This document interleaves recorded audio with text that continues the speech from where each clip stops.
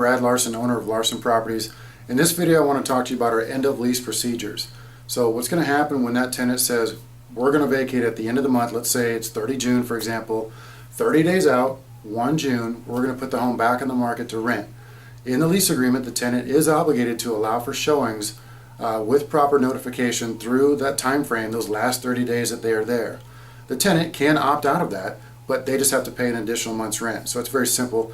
The tenant has to basically allow for showings with reasonable notice, and we try to accommodate the tenants as well to make sure we're not knocking on the door without somebody being notified, because we want those by appointment only.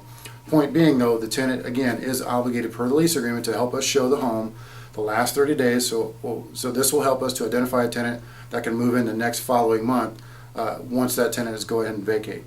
So when that tenant does vacate, we're going to do 3 things, and I always like to point out the big 3. It's going to be our own pictures, our own video, and we're going to do a third-party pros assessment. So we're going to have 3 layers of proof for what the condition of that home looks like once that tenant vacates and surrenders the property back to us.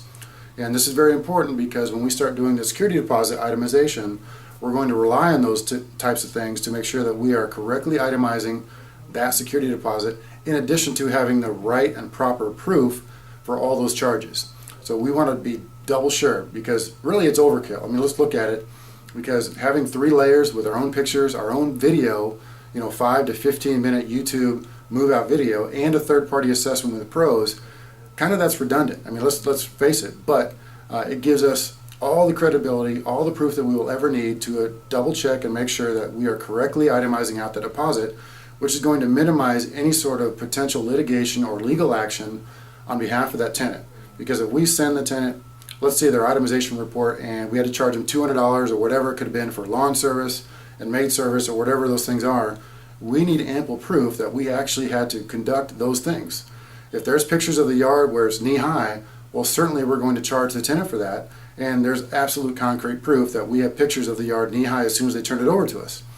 Same with if we had to provide maid service to them and we have pictures of a dirty stove, a dirty sink, a dirty shower, garbage left in the kitchen, those things we will definitely charge the tenant for if we have to, and we do want layers of proof that's going to back that up.